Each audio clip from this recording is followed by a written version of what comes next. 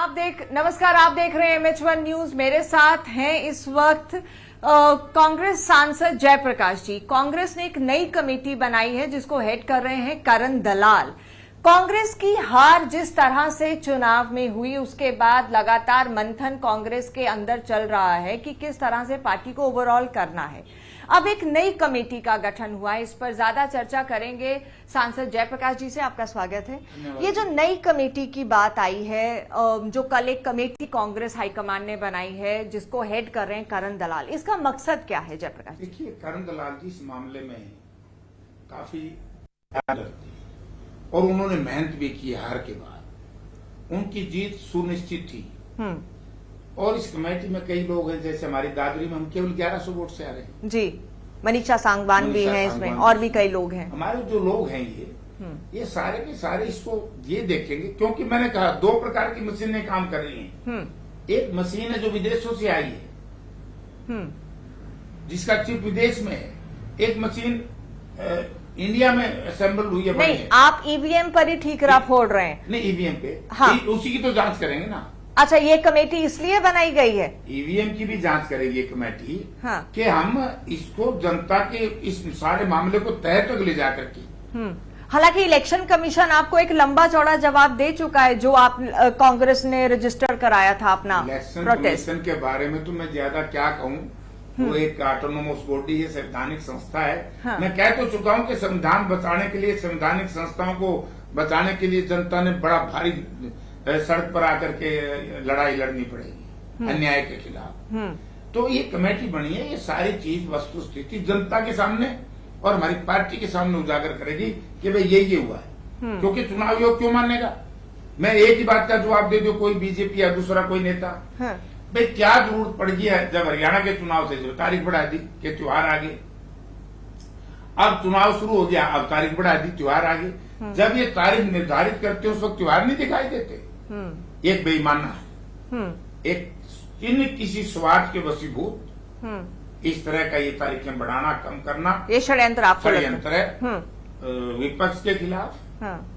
लेकिन ऐसा लग रहा था कि ये कमेटी इसलिए बनाई गई है कि कांग्रेस की अंदरूनी जो खींचतान चली है उसको लेकर कोई रिपोर्ट या फिर लोगों से फीडबैक उन नेताओं से लिया जाएगा। अब आपने कहा कि ये कमेटी ईवीएम की बात को लेकर आएगी, तो ईवीएम की बात को लेगी, लोगों से तो बात करनी पड़ेगी। अच्छा। आप देखिए, एक मशीन आपकी यहाँ रखी है, उसकी तो बैटरी रहेगी 65-70%, और एक ईवीएम मशीन की बैटरी है 90, 92, 98, 99%।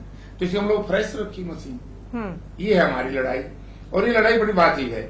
आप एक मोबाइल लो, उसका पूरा दिन भर प्रयोग करो तो उसकी बैटरी डाउन होगी। अगर दूसरा उसी नंबर का मोबाइल दूसरा आपके हाथ में देंगे तो उसकी बैटरी डाउन नहीं होगी। तो हम आपसे पूछेंगे, मैडम आपने तो आज कुछ किया ही नहीं, क्योंकि आपकी बैटरी तो पूरी भरी है।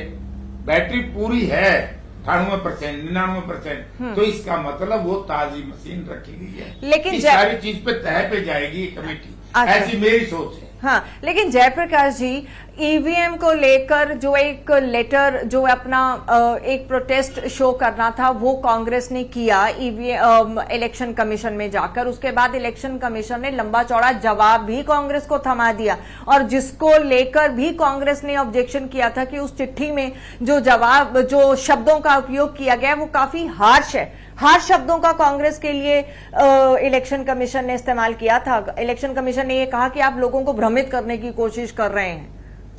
मैं यही तो कह रहा हूं कि संवैधानिक संस्थाओं पे कब्जा कर लिया है सरकार ने, इससे संविधान बदलने का प्रयास है। मतलब कांग्रेस की कोई गलती नहीं है? कांग्रेस की कोई गलती नहीं है। कांग्रेस की क्या गलती है? कांग्रेस ने तो ये कह दिया कि भाई ईवीएम में गड़बड़ है। अच्छा। इसलिए कांग्रेस अपने लेवल पर, और कांग्रेस की हार का जिम्मेदार कांग्रेस नहीं है बल्कि ईवीएम या भारतीय जनता पार्टी। भारतीय जनता पार्टी की तो है ईवीएम। अच्छा। आप ये बताओ कि सुबह 6 बजे हमारी पार्टी के शीर्ष नेता को ये कैसे पता लग गया कि 14 सीटें बीजेपी जीतने जा रही है? ये मैसेज आया है, और ये वहीं से मैसेज आया है जहां ये मशीनें असेंबल होती है। लेकिन कांग्रेस की अंदरूनी लड़ाई, खींचतान, गुटबाजी, शैलजा की नाराजगी, बयान, ये कोई मैटर, सारा जन आपने तो कुछ भी दिखाई नहीं देता। मैं ये कह रहा हूं कि जो सिस्टम इन्होंने अडॉप्ट किया है सरकार ने, वो गलत है। ईवीएम की जांच हमारे सीनियर साथी करेंगे। करण दलाल जी इस मामले में, क्योंकि लॉ ग्रेजुएट हैं, काफी जानते हैं, ये घूम फिर करके और भी जो जो चीजें चाहेंगे ये वो सारी जांच करेंगे, पूरी जांच करेंगे। और जो नेता प्रतिपक्ष को लेकर कोई जो पार्टी में ओवरहॉलिंग की बात हो रही थी, लीडरशिप में बदलाव की बात हो रही थी, उस पर भी ये कोई कमेटी काम करेगी कि नेता प्रतिपक्ष का तो हमेशा कहते हैं कि विधायकों की अनुशंसा हाईकमांड के पास चली गई, तो उसमें पार्टी हाईकमांड की मर्जी है कि किसको बनाए। और लीडरशिप किसके हाथ, नेतृत्व किसके हाथ में हो, और अध्यक्ष कौन हो हरियाणा कांग्रेस का, इसको भी बदलाव को लेकर बातें चल रही थी। क्या ये कमेटी उस पर भी कोई बात ना, अध्यक्ष का बदलने का इस कमेटी का कोई मतलब नहीं। आपके हिसाब से, आपकी नजर में क्या अध्यक्ष में बदलाव होना चाहिए या लीडरशिप में ओवरहॉलिंग में कोई बदलाव होना चाहिए? ये ऐसी बातें मीडिया के सामने करने की नहीं होती, लेकिन अभी कौन कर रहा है बदलाव? ये तो मीडिया में ही एक चल रहा है, कुछ लोगों का एक मिथ्या जैसे चलता है ना, वो है। अभी कुछ बात नहीं, पार्टी हाईकमान हर चीज को सोच विचार करके पहले चुनाव लड़ेगी पार्टी। 2 स्टेटों में चुनाव चल रहा है, बाई इलेक्शन बहुत ज्यादा है, एक एक स्टेट में 10-10 बाई इलेक्शन है। उसके बाद इस पर कोई बाद मेरी अपनी सोच है, ये पार्टी की नहीं है, मेरी व्यक्तिगत सोच है कि उसके बाद विधायक दल का, नेता का, एलओपी लीडर पोजीशन का फैसला कर देंगे। क्या हमारी पार्टी में कोई टकराव नहीं है?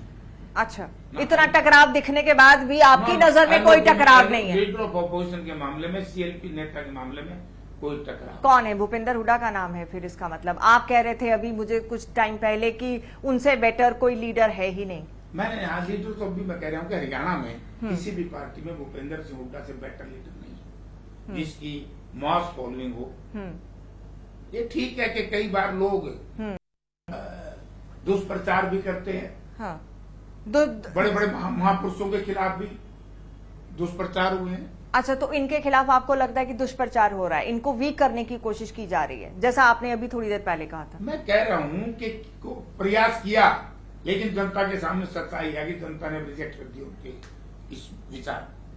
किस विचार को? कि भाई हुड्डा साहब को कमजोर करने का जो इन्होंने सोच की थी सरकार ने, वो नहीं चली। लेकिन वो तो आप ही के नेता इल्जाम लगा रहे थे जयप्रकाश जी, वो कैप्टन अजय यादव की बात हो, रामनिवास गौड़ीला की बात हो, गोगी शमशेर गोगी की बात हो, खुले तौर पे कह रहे हैं कि हुड्डा जी ने कैप्चर की हुई है पार्टी, इसके अलावा वो किसी और को मानते ही नहीं है। ऐसा कुछ नहीं कहते आप भाजपा को इल्जाम दे रहे हो? ना, वो कुछ नहीं कहते ऐसा। आप लोगों को समझने में थोड़ा सा चक्कर आ गया। ये हमें समझने में आ गया। हमारे ही चैनल पर शमशेर गोगी ने कहा, मुझसे ही बात करते हुए रामनिवास गौड़ीला ने कहा, कैप्टन अजय यादव ने कहा, और आप कह रहे हो कि हमें ही समझ नहीं आ रहा। जनता समझ रही है ना, जनता समझेगी, नेता समझेगी। आप जवाब नहीं देना चाहते, आप इससे बच रहे हैं? मैं कहाँ बच रहा हूँ, मैं तो कह रहा हूँ प्रजातंत्र में सबसे बड़ी ताकत जनता तो होती है। जब सत्ताधारी दल निरंकुश हो जाए और कहीं कोई हमारी आवाज न सुनो, किसके बीच में पास जाते हैं? जनता। तो जनता तो जनार्दन है, कुदरत है, उसकी आवाज है, जनता सब देख रही है, ठीक हो जाएगा। तो आपकी नजर में अभी भी भूपेंद्र हुड्डा से बेटर कोई और नेता नहीं है जो हरियाणा में कांग्रेस को बेटर तरीके से लीड कर सकता है, आपका ये कहना है? मजबूत विपक्ष, हम मजबूत नेता है, इसमें कोई दो राय नहीं। अच्छा, उनके देखो, उनकी फॉलोइंग है और उनकी बात के ऊपर लोग विश्वास करते हैं। अच्छा, तो बाकी तो हमारी पार्टी में सिस्टम है, विधायक दल का नेता का फैसला मान करेगी, लेकिन लीडरशिप का जहां तक सवाल है जी, लीडरशिप में भूपेंद्र सिंह हुड्डा का हरियाणा में कोई मुकाबला। तो कुमारी शैलजा को नहीं करनी चाहिए? हमारे चक्कर हमारी पार्टी की क्यों लड़ाई कराओ? हम क्यों बताएंगे अपनी पार्टी के बारे में? ये हम नहीं लड़ाई करा रहे, आपके नेता ही खुद लड़ते रहते हैं जयप्रकाश जी। मैं ऐसा काम नहीं करूंगा जिससे पार्टी की छवि खराब हो।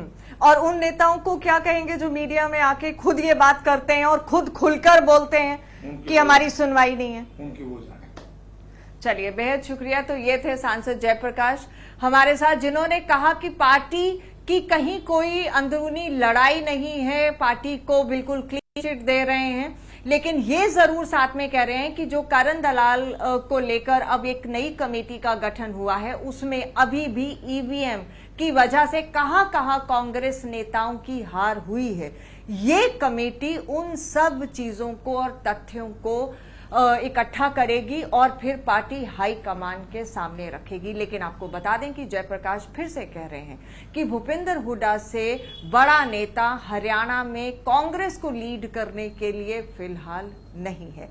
आखिरी फैसला तो जनता को करना।